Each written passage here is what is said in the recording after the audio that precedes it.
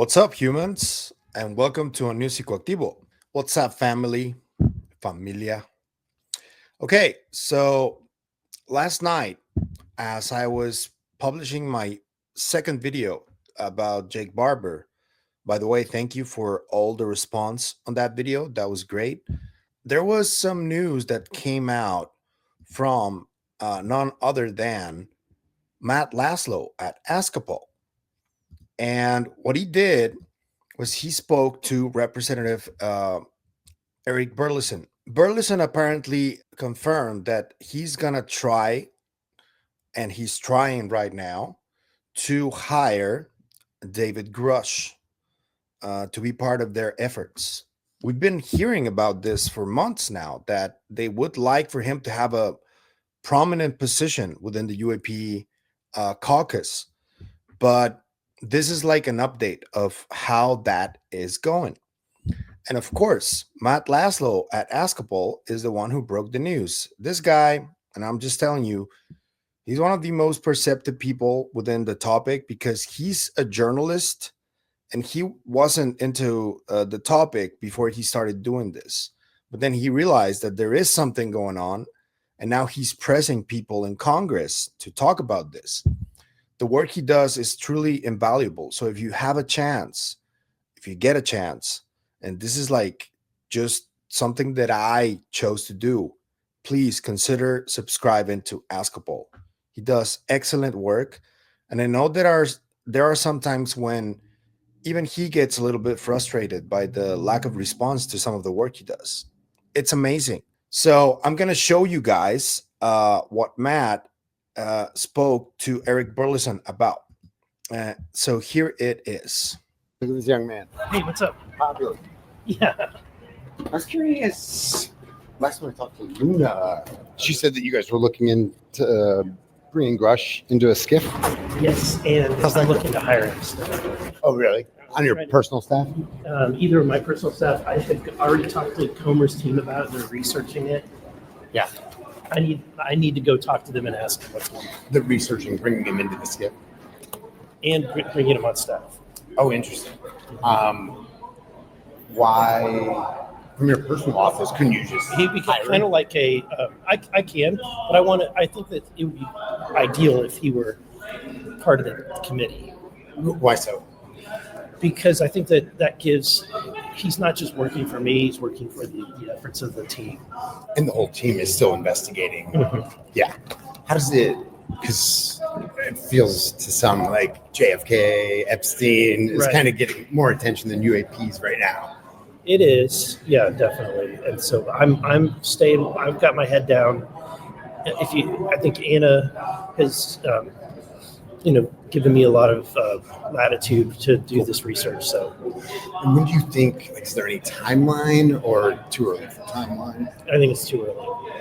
But I want to get hired. I want to get him on board, and then just move quickly because we don't have a lot of time. Yeah, because it's only a 6-month window on the task force. Do you think? I gotta go inside. Yeah, fair. I gotta eat. I haven't had lunch. Fair. Have a good one, sir. Yeah. So what happened here is that basically Burleson told Laslo that they're researching the possibility of hiring Dave Grusch. And I found that response kind of weird, unconvincing, if you ask me. And a collaborator of mine directed me to some responses from Laslo himself on Reddit, where one of the users apparently said that they don't believe what Eric Burleson is saying. And this is the exchange. I'm going to show it to you guys so you guys can check it out. So Laslo asked, "You buying Burleson?" And then this person said, quote unquote, "They're researching it." Nope, I don't. And Laslo says, "Right? What's there to research besides their budget? And Burleson has a personal office budget of $1+ million. So you can see where this is going. I happen to agree with Laslo here. Laslo is completely disenchanted by the political establishment in Washington. He's been covering that beat almost his entire career. So he knows how Washington politicians function and think. And right now, it's really difficult to believe anything they say because of how corrupted the entire system is. So, whenever, for example, Luna came forward and said, we're going to release the files and all that stuff, I was right there with Laslo, thinking that that was not going to happen. And right now, so far, on Saturday, March 15 at 4:15 p.m. Pacific, we haven't gotten any files released yet. So I'm sorry, but trusting that you guys are trying to get Dave Grusch hired for this, it's kind of hard to believe based on your own track record recently. And another thing that I want to point out about Grusch is that I know that people are like puzzled because he's not been public in a long time. There's a good reason for that. And I've asked around with sources that speak directly to him constantly. And he didn't appreciate the responses that were drawn from his interviews with Tucker, with Jesse, with Ross, and with Joe Rogan. There were a lot of attacks against him. There's even a lawsuit that is happening right now that because he was slandered. And that article from the Intercept from Ken Klippenstein, that was an attempt to smear Grush and to stain his reputation. And this was a tip that Klippenstein got from someone on the inside. They told him specifically what to look for on the FOIA documents. He said it himself that it was a tip from someone from the inside. And then there's also the connection of Klippenstein with his father, who is working for the DOE. So, and I don't know why nobody really points that out that much, that Klippenstein's father is from the Department of Energy. I mean, if there's a conflict of interests, that's one for you. And I know that people were like, oh, Klippenstein is paid by USAID.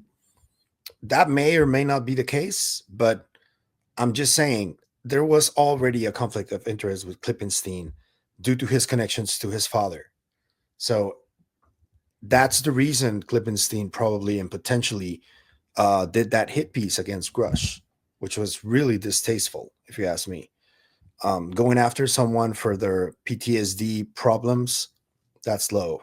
But yeah, responses like that is what got Grush completely disappointed at people, and that's why he doesn't like being in public as much. Also, he said it himself. He's autistic. People with autism don't like the spotlight. They don't like it, and they don't like negativity against them. It really affects them. I'm married to an autistic person. I know what that's like. I have to be always trying to protect my wife from these types of reactions, and I know what they go through. So I can completely understand Grush if he doesn't want to be public anymore, because the reaction that he gets is just rejection completely, even though he's trying to do something for the people, you know? So I get it. But according to the sources that I have that are close to him, they did tell me that this has been discussed amongst them, and Grush would take a position there. They didn't confirm if it was already offered to him, so I really don't know if it was, but they did tell me that he would take a position there. So if it is true, you guys should approach Grush and just make the offer and get him on board as soon as possible, because right now it seems like this secret keepers do have the upper hand on all of us.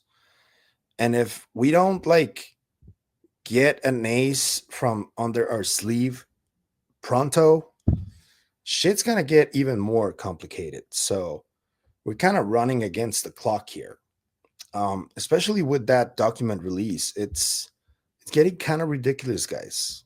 So I hope that we can get a little bit of clarity or news about where Grush is helping right now and what he can keep doing. The last time we heard from him, he was at Esalen with next to Jake Barber at that meeting that they had last year. So we know that he is at least staying in contact with Jake, with Ross Coulthard. I know that he stays in contact with people like Jesse Michaels and all the other people from the task force and from the military who are good friends with him and stay in contact with him. But he just wants to keep it in the DL right now. And I completely understand if he does. But what do you think about this? Before I continue with one last thing that I want to address, I want to invite you guys to please hit the like and subscribe button. It really helps the channel keep growing. You can also comment on whatever you want to talk about in terms of what I discuss here. You can also share the content wherever you want. Thank you for sharing in any platform you can. If you like the content that we create here at Psicoactivo, please consider becoming a member as well. So here on YouTube. And we're also on all the KGRA feeds. Every single interview that I've done is going to be there. I'm going to leave links in the description. And if you want to support the channel in any other way, there are links there where you can take your pick. Thank you for the support. The last part I'm going to talk about, just a little bit, is the response from Seoul for the backlash that they got for that mass blocking event that happened a few days ago, where I was also blocked, but I'm not important. The importance here is that they did release a statement, but they did not unblock people. And there were a lot of responses there that were not rude at all. I know that there are some people that think that my response was rude. I just called them elitist because I think that the way that they relayed the message was elitist. There were other ways. You can leave like the 3 first tiers there. The other one, you can just do fundraising events and stuff like that for the rich people. I have no problem with that. But slapping it and on the website for everyone to see, that's what my problem was. And people think that my problem is that I don't want Soul to get funding. That's not my problem. I understand how that works. But yeah, they released a statement where they basically say that they're learning as they go and that they're going to try to do better and all that stuff. But they still mass blocked a lot of people and they haven't unblocked them. So I don't know how honest that statement was if all of these people remained blocked. Sorry, but I'm not buying it. But yeah, let me know what you think in terms of this news from Ask A Pol and Matt Laslo about David Grusch and how Burlison is apparently trying to hire him, but Laslo doesn't seem to believe it. At least that's what I gathered here. And honestly, it's kind of hard to believe any politician these days. Let me know what you think about that. And what do you think about Soul's response? I'm going to leave it in the comments. I think I can, even though I'm blocked. So you guys can check it out. But that's it for me today on this video. I'll see you guys in the next one. Remember, stay curious. Stay inquisitive. Bye.